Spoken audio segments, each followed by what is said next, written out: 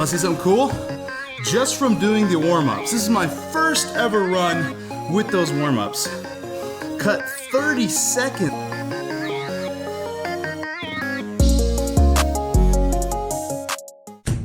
It's been a few days now since I had my first appointment at RunLab, and it was pretty eye-opening. The biggest eye-opening thing I'd have to say is I don't even walk properly, and I become more and more conscious of it and how it's affected my biomechanics, any potential injuries, any soreness I feel. I've ran every day since the appointment. It's been a few days. This will be the third run today, and there's been no big mechanical changes. Just finished day 2, 1.27 miles, still heel striking. I have these devices called Nerve Run, which show me where the foot placement is, power outage, a bunch of really awesome metrics. I highly recommend it for people that are trying to get better of their form in running, but I wasn't able to translate the data into actual actionable differences. So I'm excited to do my follow-up today, get some drills, get next steps, and see where I can go from here. In the meantime, I'm gonna go for a run. Just did mile 24 seconds, 9-minute pace. I feel so much faster than that. So after my run, I looked at my inbox and I saw that they not only sent me the report yesterday, which I went through and didn't really know, what actionable things will come of it and how to really break it down, but they sent a video breakdown also. So I'm gonna react to that here of like the 4 big things that I need to change. Just still on the rear foot, that's slightly more surface area of impact getting closer towards the midfoot is going to allow that foot to absorb and dissipate the force from the ground, pushing up back up against you a little bit better. So God, that's so much further back that's on the such heel, a waste of energy. puts a little bit more stress through the Achilles and the calf and up into the knee. We'll talk about here in a moment. Now, the other aspect of this is, again, you're not able to kind of maximize the efficiency of the force that you're putting into the ground to use your full momentum to propel you forward. So you actually dissipate and lose a lot of free momentum and spring energy by landing this far back on your heel that can lead to a longer ground contact time. So this extra time that it takes you to roll through to get those toes down to the ground is going to add a couple hundredths of a second to the time that foot spins on the ground with each step. But again, as we mentioned, couple thousand steps taken just in 20 minutes of running, and so that couple hundreds of a second of time adds up to then, again, before that foot can get off the ground, just a little bit taken away from the efficiency. Let's zoom in a little bit from this side here.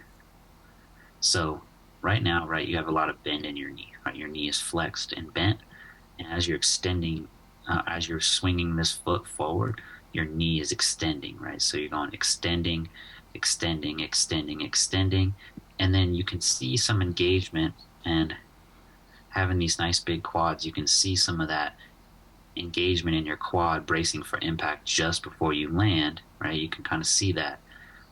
Yeah. Well, just you just want to work on a little bit more of this reflexing the knee and bringing the foot backwards before contact. So again, your foot was here. You extend, extend, extend, and then you come backwards to here before you land. And we want to see just a little bit more of that motion to be able to land with the foot more right up underneath the knee. So for you, you're kind of kicking out here a little bit.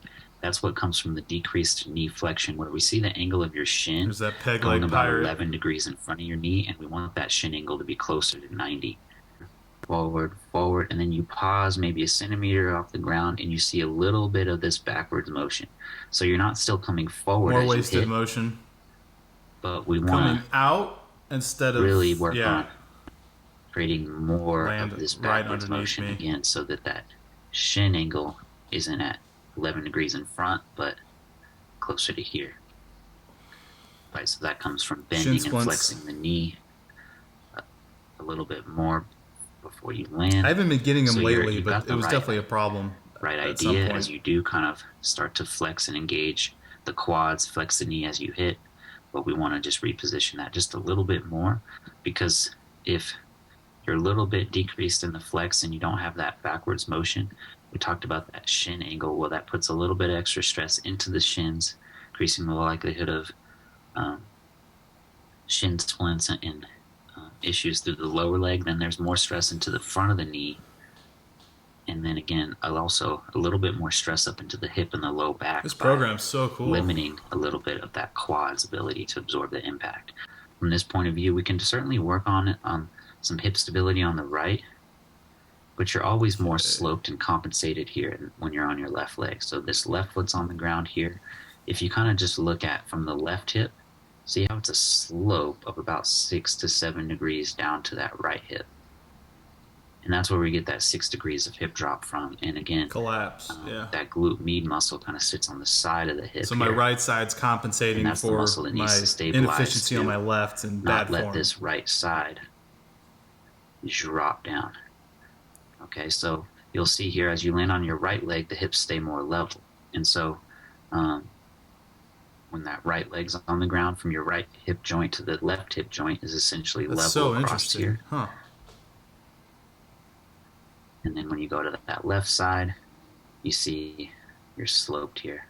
Right? See how things are out of alignment. As that foot turns out, forces you to kind of externally rotate through the knee and the hip. So things kind of open up. So this makes you much more inefficient on that left leg, trying to swing that foot forward as everything kind of opens up and turns out of alignment right here. That was awesome. I am a big on videoing yourself and data. And the fact that he was able to break down, show the different angles, really tell me how this affects my running, the lack of efficiency, potential injury. I love that stuff. This is exactly why, and I gotta tell you, I paid 100% out of pocket. There's no partnership, there's no discounts or anything for this kind of treatment, because $400 is much better to pay, in my opinion, than injury and any associated costs like any physical setbacks or hospital visits that I want. So I'm excited to see this breakdown and then what actions we get to take on this appointment and how my running becomes more efficient and evolves. This is awesome.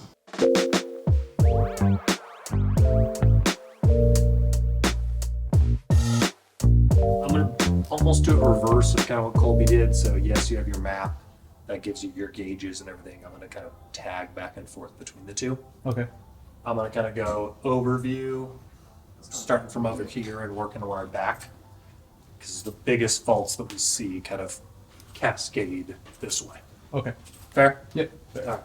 All right. Again, another awesome, helpful, and super worth it visit with RunLab. So I got to take what I heard from after watching the video twice of Colby, and then also match it with Dr. Roden, again reiterating some points, nitpicking with some additional things based on our feedback and our conversations, kind of to the level where I would really like to just tweak everything, and then working with Jocelyn on some additional exercises. And it feels like I'm learning to walk again, which is absolutely wild.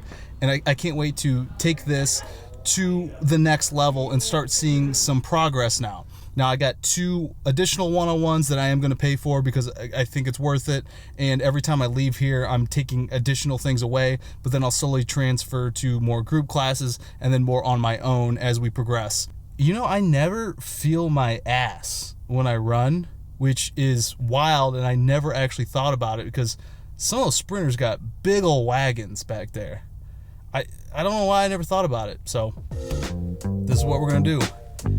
We're working on our wagon. So now after the second visit, 2 different breakdowns, working and getting exercises from Jocelyn, I now have to retrain my body, and every run needs to be 1% better than the previous day. I need to work on something, otherwise all the money, all the time is just a complete waste. This is the whole point of going to an expert and then seeing the breakdown. So today, it's just going to be focused on a slower pace, maybe in a slower cadence, smaller stride, and just making sure that I'm following through, not stopping, reducing my foot angle, and actually coming more on a midfoot strike. So let's see, after doing all the warm-ups, if anything's changed, and if not, no big deal. We're just going to keep working at it and do the follow-up appointment. So I'm just really excited, and it's something to work towards. I'm pumped. Time for a run. Want to see something cool? Just from doing the warm-ups. This is my first ever run with those warm-ups. Cut 30 seconds off of my mile, and I felt the same, if not less, overall perceived exertion. So my RPE was lower. And on top of that, I've gone from nearly 100% rear foot strike to 96%. Still, a long way to go and a long way to work, but that was just one incremental improvement, and that's all I wanted. Let's keep going.